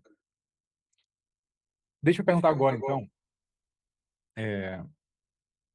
Você acha, cara, indo agora para o que a gente faz aqui na internet, né? Tentando caracterizar o que nós dois fazemos, junto com muitas outras pessoas, né? É, tu acha que existe um risco de estar aqui na internet fazendo filosofia, falando sobre filosofia, que é mais simplificar do que esclarecer? Quais são os riscos que você já refletiu que você toma ao estar aqui nas redes, assim? Você gosta do que vem sendo produzido em filosofia nas redes? O que que você mais gosta, o que que você não gosta? Qual que é a crítica que você faria? Qual que é os louvores que você faria? O que está acontecendo aqui em filosofia na internet do Brasil? Excelente questionamento. Um exercício de autocrítica também para nós dois, né? Porque nós fazemos parte disso. E o problema principal que eu vejo é o problema da banalização da filosofia e da cosmetização também, né? Porque tudo vira meio que enlatado. Tudo tem que ser feito como entretenimento. Tudo tem que reter, tem que dar engajamento, e a filosofia muitas vezes exige o contrário, exige a atenção, o foco, algo que é desconfortável mesmo. E, inclusive, vendo o seu canal, eu tive uma espécie de epifania, lendo um pouco sobre um livro que eu estava lendo que falava da Simone Weil e da atenção, e como os contemporâneos perdem a atenção, ele é tipo um zumbi. Eu fiquei, caramba, eu não posso me deixar ser sugado por essa lógica mercadológica, né, de produção de conteúdo filosófico, porque é uma coisa que os filósofos da escola de Frankfurt já criticavam, né, 100 anos atrás, de que tudo se torna commodity, tudo se torna consumo. Não importa, se você vai criticar, até se você for criticar as redes sociais, também dá para ganhar dinheiro e engajamento com isso nas redes sociais. Então, e eles aceitam, de boa. Porque é uma lógica que consome e transfigura tudo, né? Tudo vira igual, tudo vira plano. Então, superficial, tudo tem que ser curtível, tudo tem que ser alto astral. Não, sabe? Eu acho que não, eu acho que a gente pode resistir. E você faz isso de um jeito que até me influenciou. Os últimos vídeos do canal, se vocês estão gostando desse novo estilo, o Vitor tem influência nisso. Porque eu tava assistindo mais de perto nas últimas semanas, e eu vi, caramba, ele faz sem corte mesmo, assim, incrível. Ele faz sem corte, cara. E o canal dele tem essas visualizações, tem essa comunidade, tem esse engajamento. E as pessoas ficam. Então eu posso tentar voltar a fazer assim também. Eu não quero aqui desprezar os meus mini documentários, porque eles também me realizam como cineasta e tudo. Eu acho que tem algo de potente também na estética, usar imagens, usar vídeos. Mas, cara, a aula, ela tem um formato, assim, um formato próprio que envolve pausa, envolve reflexão, envolve tédio. Então, resgatemos o tédio. Eu acho isso importante. O ócio. Saiba ficar. Se você precisa que o vídeo tenha 1 milhão de cortes e interação e tudo seja mastigado, eu não sei se dá para fazer filosofia assim o tempo todo. Dá para introduzir a filosofia dessa forma. Por isso também eu não me vejo produzindo pro Instagram, né? Eu não tenho mais Instagram, mas eu tenho. A minha posição é vista um tanto como radical com relação a isso.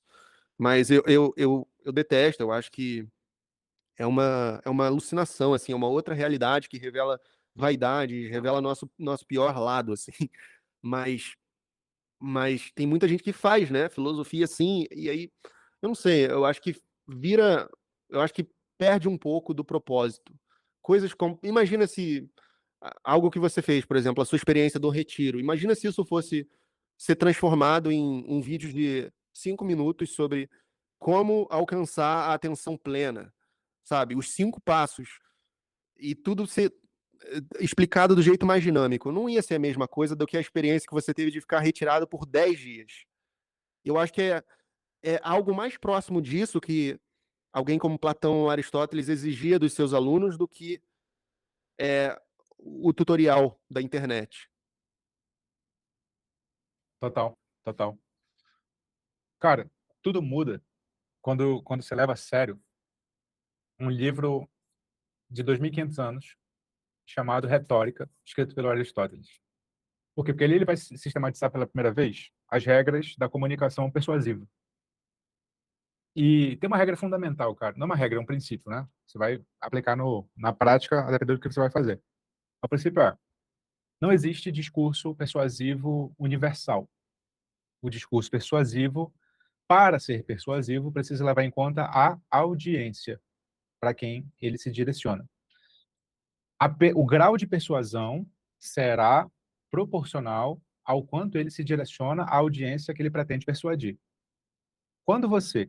beleza, estabelecido esse princípio, você vai então se perguntar: quem que eu quero atingir com a minha comunicação? Quando você define isso, e cara, isso é um erro que eu vejo 11 em cada 10 professores aqui que pretendem se comunicar nas redes fazer. Quando você não se pergunta isso antes, você fica atirando para tudo quanto é lado e você fica refém de tendência. Ah, tá funcionando isso? Então vou fazer isso. Tá funcionando aquilo? Vou fazer aquilo. Porque você quer só a métrica geral, que é view.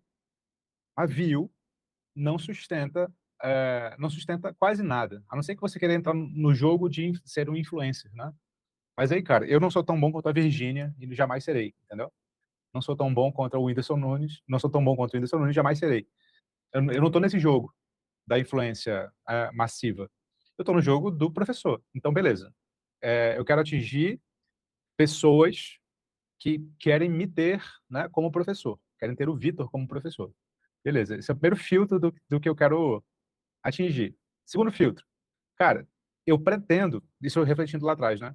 Eu pretendo viver disso aqui. Eu quero ser pago por esse serviço. Assim como o padeiro é pago pelo pão, assim como o médico é pago pela consulta, assim como o sapateiro é pago pelo sapato. Eu sou um professor, eu dou aulas, eu quero sobreviver do meu serviço. Segunda pergunta: quem poderia valorizar e pagar? Já melhorei. Sabe quem que eu excluí quando eu fiz essa pergunta? Jovens. Por quê? Porque jovens não têm dinheiro, em regra. Quem tem dinheiro são os seus pais. E jovens, em regra, eu tenho muitos alunos, muitos não, né? 0,2% de alunos são desse tipo lá do núcleo. São pessoas de 17 até 25 anos, que são malucos, feito a gente, né? Que se interessam por filosofia muito novos. Mas isso é a minoria da humanidade, sempre vai ser. E aí convencem os pais de comprar e tal. Mas assim, se você produzir conteúdo para jovem, você necessariamente, e quer viver disso, tem que produzir conteúdo para Enem. Porque é isso que os jovens estão interessados. É isso que os pais deles vão pagar. Beleza, eu não queria isso. Aí, qual que é a próxima etapa? A próxima etapa é, porra, quem quer fazer filosofia, né, na universidade. Beleza. Eu tenho como oferecer uma graduação? Não tenho como oferecer uma graduação. Talvez eu tenha daqui a alguns anos, tranquilo, mas agora não. Agora não. E mesmo que eu tivesse, eu ainda não tenho ainda a estrutura necessária para, porra, me sustentar. Enquanto, né, tem que contratar uma parte de professor. Então, não. Então, não é esse público também. Esse público é mínimo também, assim. O público que faz universidade é mínimo. O público que quer fazer uma faculdade de filosofia, porra, é menor ainda, né? Beleza. Quem que sobra? Sobra uma galera adulta que quer filosofia para usar na vida. E a metáfora que eu utilizo é, tal qual eu quero economia para entender a realidade, tal qual eu quero astronomia para entender a realidade. Eu não quero fazer faculdade de economia, não quero fazer faculdade de astronomia. Por letras, né? Eu quero saber letras para ler literatura melhor, mas não quero fazer faculdade de letras. Tem uma galera que quer filosofia sim. E eu vou falar para eles. Aí eu vou entender quem é essa galera. É uma galera mais velha, geralmente de 45 para lá. Tem alguns de 35, mas geralmente é mais de 40. Muitos aposentados. Então, é uma galera adulta. Beleza. Estabeleci o meu público. É a galera com quem eu gosto de falar mesmo. O que eles gostam de... Como é que eles Qual é o formato deles? É de corte, corte, corte, corte, corte, corte? Não. E a gente sabe disso graças às redes, né? A gente tem a métrica dos vídeos de quem assiste. Essa galera não gosta desse tipo de vídeo. Por quê? Porque tem outra cabeça. Veio em outra época. Eles são mais velhos que a gente, né? Eu e você. Outra época. Por mais que eles estejam vivendo na nossa época do celular, das redes sociais, eles gostam de se deter mais nos assuntos. Eles realmente gostam. E aí, cara, quando eu entendi isso, eu falei, cara, eu não tô jogando o jogo do Whindersson, eu não tô jogando o jogo da Virgínia, eu não tenho que brigar por view, eu tenho que brigar para atingir a galera certa que vai estar disponível para eventualmente comprar alguma coisa de mim, porque ela gostou de mim como professor. E ela vai me valorizar. Quando eu entendi isso, cara, ficou muito mais fácil. Mas, claro, isso não me exime de estudar como é que as redes funcionam, portanto, como é que eu tenho que combinar thumb com título, com os primeiros segundos do vídeo. Vai ter uma dinâmica. Não me impediu de ter que pesquisar, poxa, beleza, então, se eu quiser atingir essa galera, então eu tenho que fazer camadas de profundidade. Então, eu não posso, em todo vídeo, falar o que é a filosofia do Platão. Em alguns vídeos eu tenho que conectar com alguma coisa mais geral e ir descendo para uma profundidade maior. Outros vídeos não, eu só vou contar a história mesmo. E a pessoa vai confiar em mim através da história e, uma vez que ela gosta de mim, aí ela vai, porra, deixa eu dar uma chance pra esse cara, deixa eu ver mais vídeos dele. E você vai pensando nessa dinâmica comunicacional mesmo, no final das contas, retórica, de como é que eu distribuo a minha mensagem a ponto de ter várias portas de entrada para que a galera que eu quero atrair consiga se sentir à vontade para me ouvir. Né? É um pouco isso. E aí, quando eu descobri isso, eu falei, porra, é esse o jogo. Ele não é fácil, porque você continua tendo que pensar estrategicamente a sua comunicação. Você continua tendo que pensar estrategicamente. Porque, assim, eu tenho que falar para essa galera, e aí vem uma questão existencial minha também, né? Eu quero falar para essa galera? Eu quero. É uma questão existencial. Eu quero. Na prática, eu descobri que eles são o melhor tipo de aluno que tem, cara. Por quê? Porque eles estão fazendo, sabe por quê? Filosofia? Porque eles querem, bicho. É só por isso. É só por isso. Porque eles têm uma questão existencial muito profunda e eles querem fazer alguma coisa que dê uma certa clareza, certo? E eu falei, cara, é exatamente isso. É essa galera que eu quero conversar, é com essa galera que eu quero conversar. E aí foi isso. Algumas vezes eles querem entretenimento? Sim, mas é um entretenimento que eu estou disposto a fazer. Que é, por exemplo, um entretenimento de... Porra, mas isso daí é humano, né? De storytelling. De não só conceito, conceito, conceito, conceito, conceito, conceito, conceito. E aí eu descobri, o entretenimento pelo entretenimento, ele é péssimo. Mas quando ele serve a um propósito, ele tem a sua utilidade. E aí eu coloco na mesa o Platão, por exemplo, que era o maior crítico dos sofistas, que era o maior crítico dos poetas, ou seja, dos entertainers da época, né? Mas ele escreve seus diálogos em diálogo, e não em formato de tratado, e utiliza alegorias, né, a rodo, ou seja, ele só pega o principal gênero literário da época, na nossa época é o cinema, na época dele era o dramaturgia, sabe que as pessoas curtem esse formato e escreve. Que não foi nem ele que inventou, inclusive, né? O gênero diálogo circulava para além do Platão. E é isso, assim, você tem uma mensagem, você sabe em quem você quer chegar. Escolhe o formato que as pessoas estão mais preparadas para absorver. É um pouco isso, sim.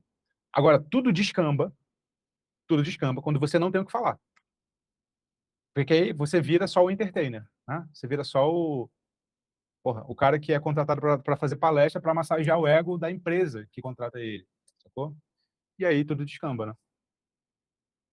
Você já pensou seriamente em quem que é o público, em quem você quer chegar, Matheus?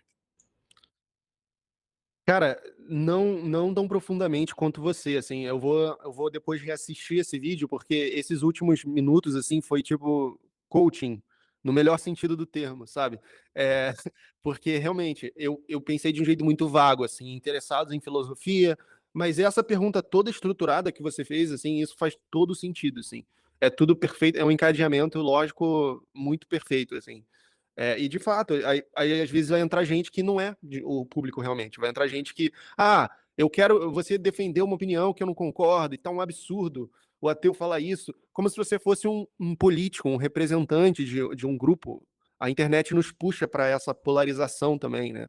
Você tem que ser contra aquele grupo e defender os interesses desse grupo. Aí você fala uma coisa que é um pouco distante, e aí um monte de gente, sabe, abandona e tal. Mas isso talvez seja bom, né? Talvez seja bom porque, no final das contas, o propósito não é você representar uma série de verdades estabelecidas, né? E que um determinado grupo conhece. Não, é buscar a verdade, é compartilhar, é viver a filosofia, exercitar a filosofia. Então, eu vou me direcionar a isso aí que você falou, com certeza. É algo que você teve que passar por essa estrada até descobrir isso e agora pode me comunicar para eu já poder um pouco antes na jornada aplicar. Até agradeço, mas esse é definitivamente um grande perigo. A desvirtuação por causa da manutenção do canal por views é um perigo. Inclusive, um perigo que eu também já vinha refletindo existencialmente comigo mesmo há um tempo, né, fazendo meus mini documentários. E além disso, tem um outro vício que eu vejo assim, colegas, pessoas fazendo, que teve alguma coisa no mundo, a gente tem que falar imediatamente, sabe? Algum evento trend, a gente tem que falar sobre isso. Mas e se tiver muito cedo para falar? E se eu não tiver tido tempo para refletir sobre o evento ainda? É melhor eu esperar do que falar qualquer coisa só por falar. Então infelizmente tem muito isso, né? Eu acho que a internet é um lugar que é afeita a isso, é afeita porque é a lógica das visualizações do algoritmo. Então, ela vai querer que você seja de determinada maneira e a gente tem que resistir e voltar para o jogo que a gente está jogando. É um treinamento mesmo. A internet é assim, mas o lado bom do algoritmo ele chega, ele reúne grupos que pensam igual. Esse é o lado bom e mal do algoritmo, né? É mal porque ele reúne idiotas, ele reúne terraplanistas, ele reúne criminosos. É isso. Ele reúne criminosos. Ele reúne, por exemplo, pessoas abusadoras sexuais infantis, a depender do algoritmo que elas colocam ali, elas só recebem vídeos inocentes que elas sexualizam. Então, a rede social faz isso, né? O algoritmo faz isso. Ele junta pessoas que pensam igual. Isso é ruim quando é idiota, terraplanista e abusadores sexuais infantis. Mas pode ser bom quando a gente junta pessoas interessadas em filosofia no que a gente tem para falar. Essa é a parte boa. Entendeu? É isso. Essa é a parte boa. Então é isso que a gente tem que estar atento. A gente tem que definir com quem que a gente quer falar. E atenção, a gente sempre defende, a gente é sempre líder de certas ideias, tá? De certo modo, os nossos alunos, eles sempre estão com a gente porque eles pensam mais ou menos igual a gente. Então, assim, eu me considero alguém de esquerda, né? Sou ateu, sou de esquerda, embora não seja marxista. Então, assim, mas assim, cara, eu acho chato, acho inócuo, acho, porra, que eu posso usar um, sei lá, eu vou ficar em chato e inócuo. O debate em torno do direito, de direita e esquerda, assim, acho meio, porra, tanta coisa mais importante. E aí, eu acabo que atraio gente de direita e de esquerda, que também acha inócuo essa porra, entendeu? Assim, são mais de direita, alguns porque são mais religiosos, às vezes nem religiosos, mas, bom, são mais liberais em economia, enfim, direita bem brasileira, né? Liberal na economia, conservador nos costumes e tal. Mas é uma galera que, a despeito disso, tá de saco cheio dessa porra. E aí quer estudar com um professor que também tá de saco cheio. Então, de certo modo, não entrar na lógica é liderar um movimento, que é um movimento pequeno, né? Porra, nesse oceano em que o que impera mesmo é essa dicotomia, né? Você também lidera um movimento. E, cara, eu não sei se você já percebeu isso, talvez não, mas perceba, a melhor coisa que pode acontecer com você é contra-intuitivo, tá? Mas a melhor coisa que pode acontecer com você é alguém se desinscrever do seu canal. Por que que é a melhor coisa que pode acontecer com você? Porque essa pessoa não devia estar aí. Ela só está drenando sua energia, entendeu? Ela só está drenando sua energia. É de todo o seu interesse que pessoas se desinscrevam do seu canal. Só não seria, atenção, Matheus, se você fosse influencer e você dependesse de publi, entende? Se o iFood, sei lá, a Insider estivesse te patrocinando, entendeu? Agora, se você tem um produto seu, é uma benção. Vamos fazer né, pegar emprestado aqui a linguagem dos religiosos. É uma benção que as pessoas saiam, porque elas não deviam estar ali mesmo. Você não está falando para elas, entendeu? Então isso, e cara, quando você entende isso, isso te dá mais paz, porque você já não se importa quando alguém te xinga. Você até ri, e fala assim, olha, tá me dando engajamento. Porque quando a gente não entende isso, a gente quer responder todo mundo, a gente se abala com todo mundo, a gente, porra, fica preocupado. Cara, não é por aí. De novo, lembre-se, a não ser que você queira ser influencer. Aí sim, você tem que agradar o povo. Mas, caso contrário, cara, você tem que ser fiel às suas ideias, coerente com elas, e, inclusive, se as suas ideias forem essas que você falou aqui agora, né, na nossa conversa. Cara, eu me orgulho de mudar de ideia. Beleza, tem uma porrada de gente que se orgulha de mudar de ideia e que é um professor que não se envergonha de mudar de ideia. Cada vez mais raro, né? Hoje, inclusive, isso. As pessoas, todas, se orgulham muito das suas crenças, estão muito certas de que elas estão absolutamente corretas e tal. Tem uma porrada de gente de saco cheio disso, cara. Isso é claramente irreal, né? Claramente irreal. Então, cara, não bota para jogo essas mudanças de ideia, bota para jogo essas dúvidas, porque eu tenho certeza que a galera que está te assistindo, está assistindo a gente aqui agora, se está assistindo a gente até agora, que é quase 2 horas de conversa, se está aqui até agora, é porque elas gostam justamente disso da gente, que elas não encontram essa honestidade em outros professores, em outros comunicadores e tal. Então, assim, um dos maiores bens assim que a gente pode cultivar enquanto professor, enquanto comunicador, assim, é a nossa personalidade mesmo. Assim, a gente vai construindo a nossa personalidade e ela vai sendo a nossa principal fonte de credibilidade, de verdade, assim. Então, acho que essa foi uma das minhas descobertas e realizações.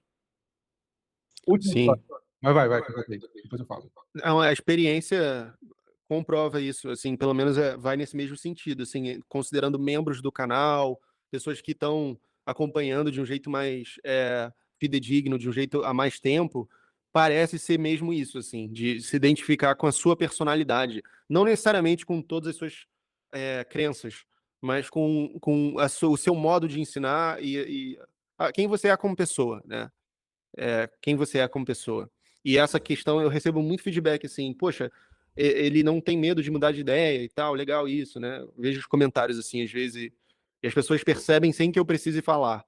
E de fato, os alunos escolhem muito professores que defendem algo com quem eles já estão inclinados, com o que eles já estão inclinados a crer, de certa forma. Como isso que você falou, da polarização.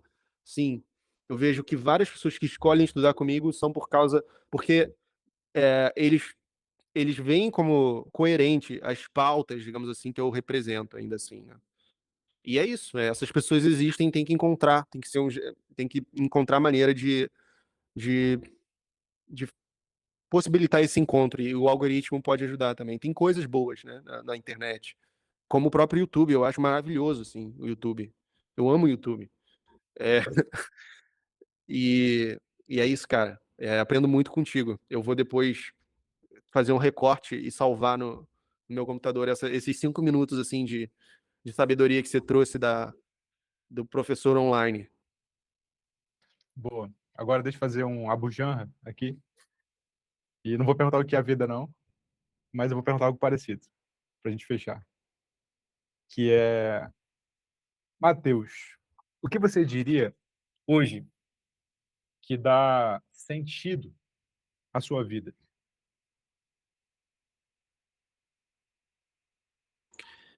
Boa. Essa é uma ótima pergunta para fechar. Bom,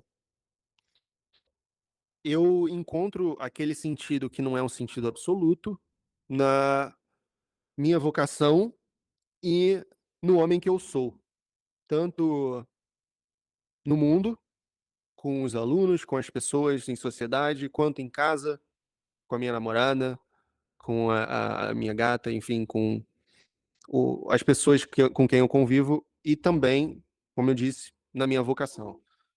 Muitas tradições espirituais, religiões, filosofias tendem a apontar para essa ideia de sentido da vida como encontre alguma coisa maior que você e dedique sua vida a isso, né? Nesse caso, para nós, algo em comum é a filosofia, como um modo de vida, não só a busca pela verdade, mas também a disseminação do conhecimento, os debates. Mas isso não é tudo também. Então, essa parte de ser uma boa pessoa é, é algo que é tão importante quanto, se não mais. Então, esses dois aspectos dão o que é mais próximo de um sentido, né? A gente pode chamar isso de sentido também, por que não? É um sentido da vida. Então, muita gente não tem uma vocação tão forte, mas pode ser ainda uma boa pessoa, sabe?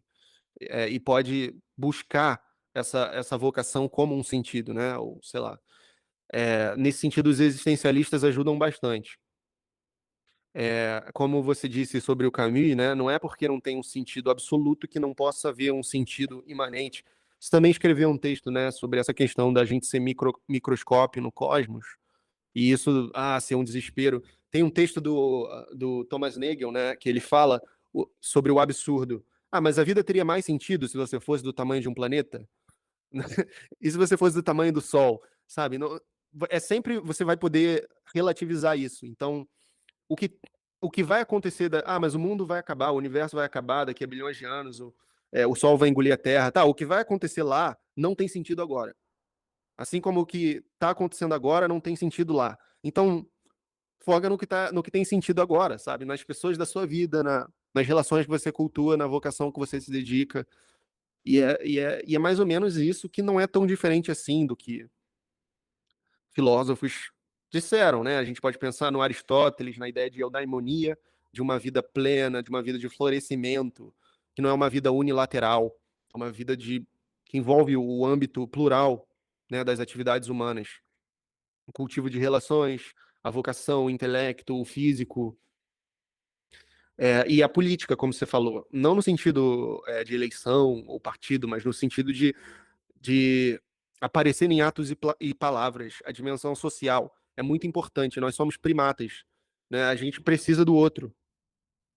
É muito difícil se você quer pessoas assim muito intelectuais têm a tendência a se isolar, mas isso eu percebi que é cada vez mais eu percebo que isso é uma decisão equivocada, assim, porque o cultivo das relações certas é algo que só vai potencializar sua felicidade, suas oportunidades, porque é isso, nós somos primatas e não pode esquecer disso também. Nós temos certas condições neuroquímicas, biológicas, que determinam como a gente vai viver, que não dá para escapar, né? Você pode criar 1 milhão de remédios para fazer uma vida alternativa, que você vive isolado, sem ninguém, e tem tudo que você precisa, mas vai ser uma vida artificial, uma vida vazia, meio admirável mundo novo, né? E a gente corre muito esse risco, né, nesse século. Mas essa seria a minha resposta e eu te devolvo a pergunta. O que dá sentido para sua vida hoje? Meu filho e minha esposa. É, é uma boa resposta. Se eu tivesse filho, a minha resposta também seria diferente, porque eu imagino que deve mudar completamente o jogo. Mas eu lembro que você me falou uma coisa que me marcou bastante lá em São Paulo, né? Você precisa encontrar uma pessoa de modo que a vida dessa pessoa seja mais importante que a sua. E aí eu te fiz uma pergunta, né, de um jeito muito habitual, de ser o cético da mesa, de falar. Mas você vê a sua esposa assim, né? E aí você falou, vejo, sabe, com toda convicção, assim. E isso é um lugar de muita sabedoria, né? Porque a gente vive num mundo em que cada vez mais é o oposto da ética nicômaco, que falam que, ah, não, parece que o que mais tem valor é o que é a aparência, né? É você demonstrar ter experiências prazerosas e hedônicas e egocêntricas. No Uhum. sentido de você desfrutar o máximo possível, pegar o máximo de gente, viajar o máximo possível, ganhar o máximo de dinheiro, ter o máximo de posses, de bens. Mas se tem uma das poucas coisas que a vasta maioria dos filósofos concordou ao longo de 2.500 anos foi que essa não é a boa vida. Né? Mesmo você pode pegar filósofos mais diversos, Aristóteles, Schopenhauer, eles não vão falar, não, seja o cara mais rico e pegador do mundo. E aí você vai ser feliz. Não é esse o sentido da vida, aparentemente. Um pragmático poderia dizer, não, se os filósofos, todos esses filósofos falaram que não, então não. Sem dúvida. É, ela vai em consideração. Eu coloco numa uma fórmula, que é um princípio e não uma regra. A regra vai ser, de novo, caso a caso, que é sentido da finalidade valiosa transcendente. Transcendente não no sentido religioso, mas transcendente no sentido de além de mim. Se eu tenho uma finalidade valiosa transcendente, eu tenho sentido. Ela não precisa ser absoluta. Ela pode mudar. E sempre a objeção é, mas seu filho vai crescer, e sua esposa, e se você se separar da sua esposa? Bom, aí eu perco o sentido atual e vou em busca de outro. É isso. É, é basicamente isso, assim. Mas no dia em que eu for a coisa mais importante da minha vida, aí eu acho que eu vou viver uma vida bem miserável, assim. Porque ou eu vou estar mentindo pra mim mesmo, achando que eu sou mais importante do que eu sou. Eu acho que eu não sou tão importante assim. É muito frágil, né? Muito limitado, muito falho. Tem como ser a pessoa mais importante da minha vida. É mesmo. Mas é isso. Finalidade valiosa maior que eu, né? Para não utilizar a palavra transcendente. Finalidade valiosa maior que eu. Mas eu gosto da palavra transcendente, ela é reabilitada pelos existencialistas, né? O Sartre fala muito em transcendência, o Ortega y Gasset fala muito em transcendência, a Simone de Beauvoir fala muito em transcendência. Eu gosto da palavra transcendência, eu tô no jogo de reabilitar ela para fora do âmbito religioso. Eu quero mesmo. Transcendência é importante demais para ficar na mão de religioso, eu acho. Total, cara. E tem tudo a ver com a ideia de você ter uma espiritualidade também, que não é uma coisa religiosa. Assim como, por exemplo, o Vitor teve essa experiência do retiro, né? Isso é uma experiência espiritual. Você lê um livro pode ser uma experiência espiritual, né? Você dá uma caminhada reflexiva pode ser uma experiência espiritual. Enfim, é, o espírito não é do âmbito do religioso necessariamente. E é uma boa meta essa de estudar a transcendência, né? Trazer a transcendência para desmistificar, né? Literalmente a transcendência. É, e é isso que você falou da finalidade tem tudo a ver também com essa questão essa caracterização que eu trouxe de que encontre algo maior que você e dedique a sua vida a isso, sabe? Algo que é maior que você, algo que te transcende. Então, é arrebatável, parece que os sábios arrebataram, então tá aí, né? Talvez a gente já saiba o sentido da vida. É isso. E no final das contas, a resposta consiste em já ouvir as nossas tendências e as nossas condições, assim. Para conectar com o início da nossa conversa, eu falei lá sobre se Deus não existe, por que que você ainda é bom, né? Acho que a nossa conversa inteira foi sobre isso, assim. Nós dois somos ateus, nós dois conduzimos a vida, uma vida que busca ser minimamente virtuosa, sem transcendência no sentido religioso, embora a gente tenha introduzido um novo sentido de transcendência agora. Então, acho que a nossa conversa inteira demonstra a resposta a essa pergunta. Se Deus não existe, o que que importa? Como é que eu sigo minha vida? Cara, tem muita maneira de seguir sua vida, muita maneira de seguir sua vida. E uma das maneiras começa por entender que existe alternativa ao discurso que você sempre ouviu, né? Se Deus não existe, então tudo é permitido. O seu último vídeo foi sobre isso, inclusive, né? A gente está gravando isso aqui foi dia 25/3. O Matheus publicou esse vídeo agora, né? Dia 23. Foi, Então, exato. assistam esse vídeo do Matheus lá que tá interessante. Matheus, muito obrigado por ter aceitado o convite. Foi uma felicidade conversar com você. Cara, eu que agradeço. Foi uma troca maravilhosa, assim. Sempre saio mais sábio conversando com você. E vou depois reassistir e divulgar para todo mundo. E agradeço aos espectadores que ficaram aqui com a gente até agora. É, muito obrigado por enxergar esse valor nas mesmas coisas que a gente enxerga, que é a filosofia, a virtude, a transcendência não religiosa. E é isso, eu espero ver vocês mais vezes aí nessa caminhada, espero trocar mais com o Vitor e com certeza iremos ao longo dessa zona em comum que nós compartilhamos. Até logo. Vocês encontram as redes do Matheus aqui embaixo, os livros, os cursos, e continuem com o Matheus nesses outros canais também. Como sempre, como eu sempre digo, fique com Sócrates. Tchau, tchau.